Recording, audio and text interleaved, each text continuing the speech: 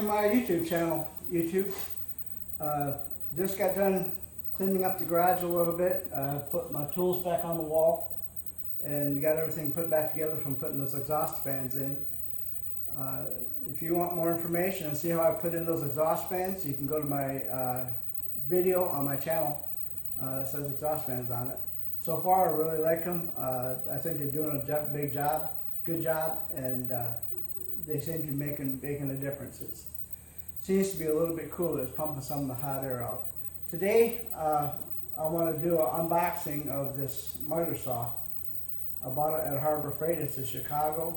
I bought it about 3-4 days ago, and I didn't unbox it yet because my garage was such a mess from putting in those fans. I thought I'd wait till I get things cleaned up. And I had the fans on earlier and realized it was making too much noise. You couldn't hear me talk. So I shut the fans off and started the video over again. So I've already taken the miter saw out of the box. It came completely put together. Turn it around a little bit. Maybe you can see it better from here. I'm using the front side of my camera, so I don't know what's in the picture and what isn't.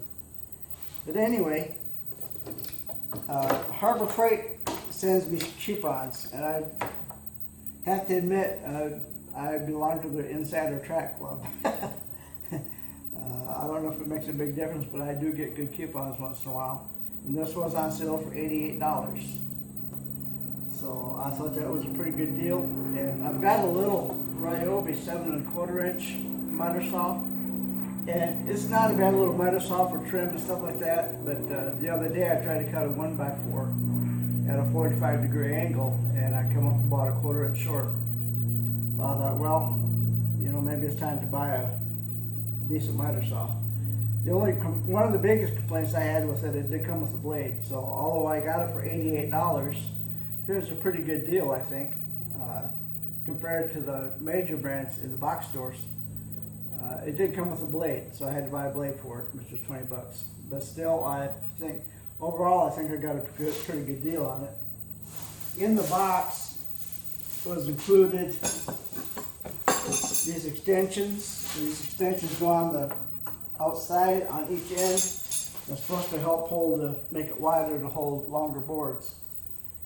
But I think eventually what I'll do is make a regular table for it that's got foldable wings on it. So if I cut something long, like a 8-foot 2x4 something like that, I'll have enough length to support so the board doesn't want to hinge back and forth. Also came with this little dust cover, not a dust collector. I guess it goes on like right here or something, like that. Yeah, just like that. But I read on the reviews that it really is kind of worthless, but I don't care. I figured maybe I can just stick my vacuum hose in there and use a vacuum cleaner for dust collection. Got a piece of foam here. Also came with extra brushes. This is the manual for it.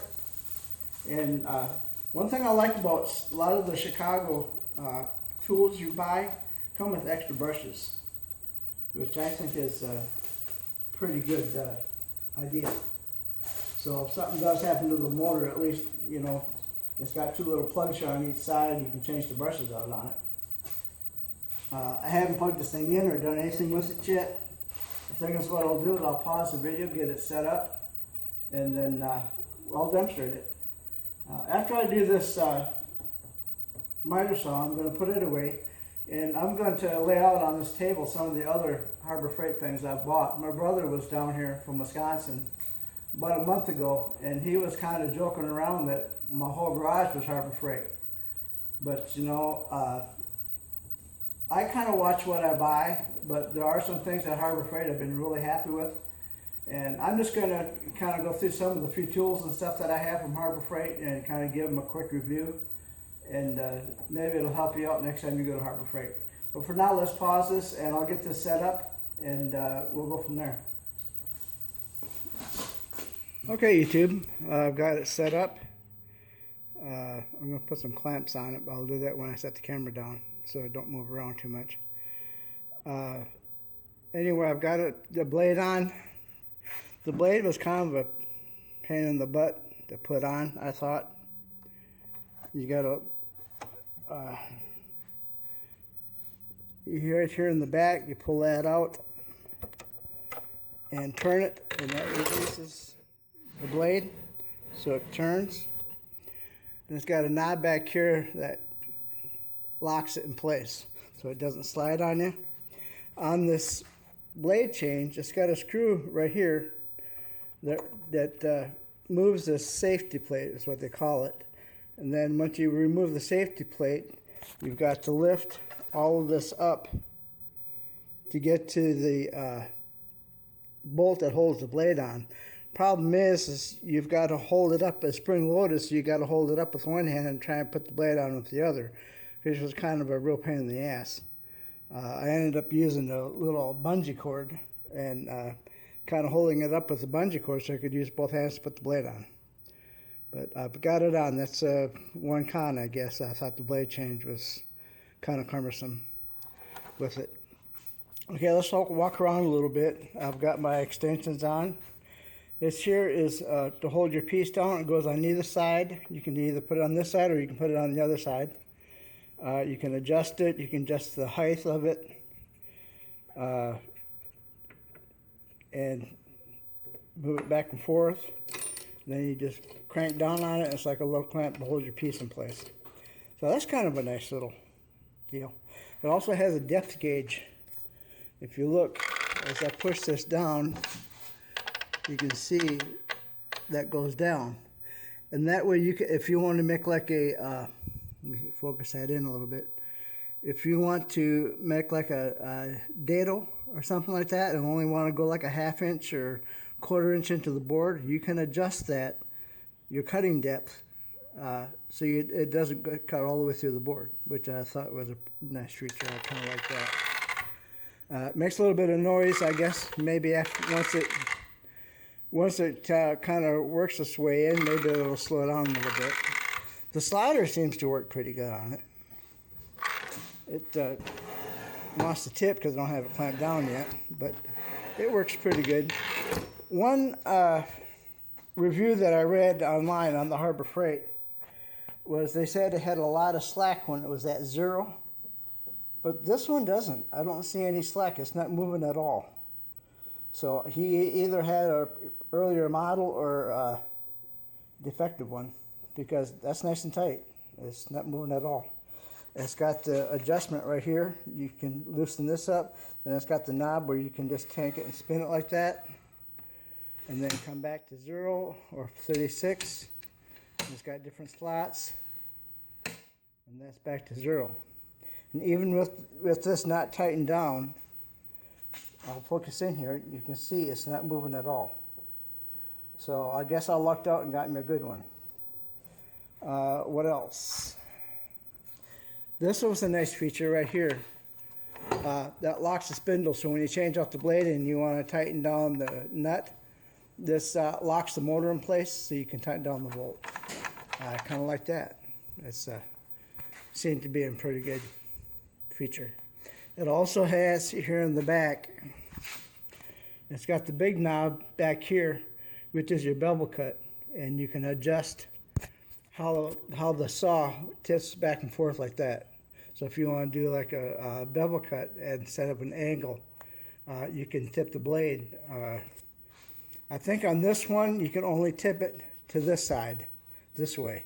You can't tip it that side, because if you did, this ruler here, you'd end up cutting into that ruler. So, which is fine. You know, I paid $88 for it. I'm not complaining. I think for the money, I got a pretty good deal. I'm going to put the camera back in its holder, turn it around, and then we'll cut a piece of wood and see how it does. So I'm not going to pause it. I'm just going to leave the camera on and put it in the holder. So bear with me.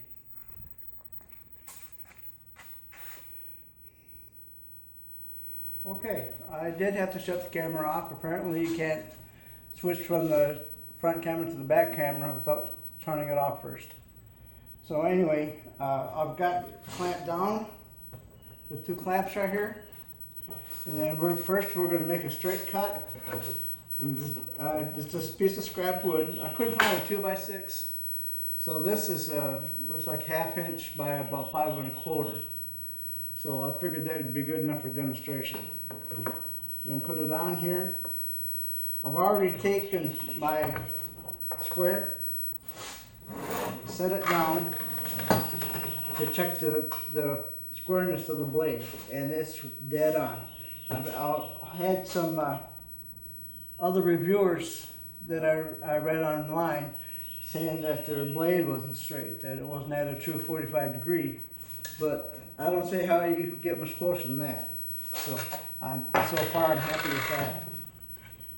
We'll cut a 45 degree angle too and see how close it is to a 45. Let's put this blade on here, this wood. We're going to take this clamp the wood down, move it down a little bit. This part here moves up and down. I wish I had the camera on the other side you could see better, but it holds it down pretty good.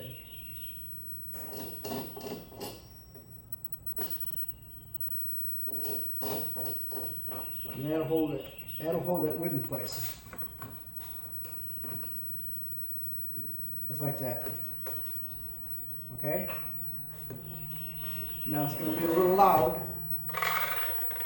but let's give it a shot.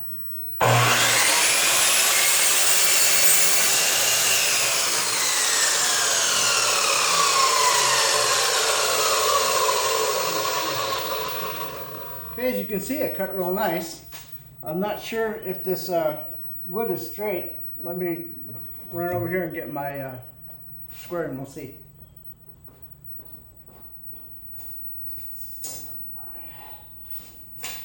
This probably isn't a true test because, like I said, I'm sure this doesn't have a factory edge on it, so it's probably not going to be, the wood itself probably isn't square. But anyway, as you can see, let me get closer to the camera, it is pretty square. It's right on the money. So I'm happy with the 90 degree. Now let's put it on a 45 degree and see how it does.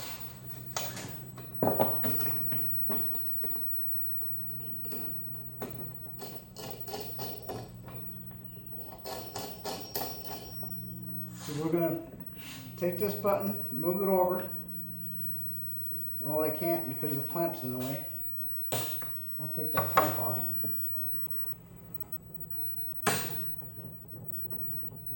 Okay, now on the 45 degree holder, we have just no play at all, really.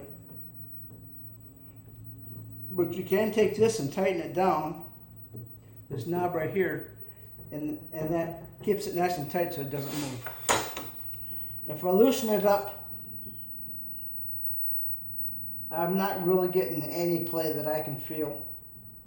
So I think it's pretty good, but I'm going to go ahead and tighten it anyway for best guess. Let's put the clamp back on here. Clamp a piece of material down.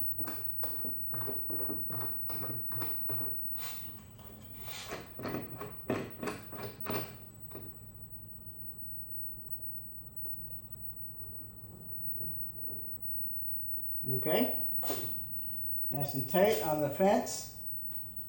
Let's give it a shot and see how it does with 45 degree angle. Okay.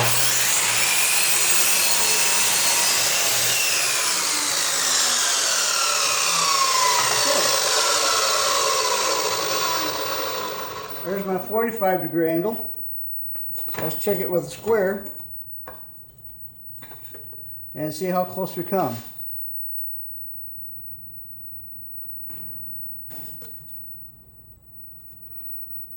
I would say that's dead on the money, 45 degrees. So I'm happy with it. There was one other thing I was going to mention, and I forgot what it was. Oh, the switch. A lot of those saws that I looked at have like a safety button. You got to push that button in before you can turn it on. This one doesn't. The switch is kind of a little hard. It doesn't have any kind of safety button on it to screw around with. You just push the trigger and it goes. That I like. Then when I want to lock it down, put it like that, and it locks in place. This, you can put it in either direction, and then tighten it down, and won't slide anymore. So that's my 10-inch miter saw from Harbor Freight. For $88, don't think I could have gone wrong. I'm real happy with it. Maybe a month from now I'll have a different story. I don't know. I'm fixing to build a deck on the side of my house, which is why I needed a sliding miter saw, because I'm going to be cutting a lot of 2x6s. So I wanted something that could cut all the way through without me having to flip the board around and go through all that junk. So maybe when I get my deck done, I'll have a different story, but right now I'm real happy with it. I think it was well worth the $88.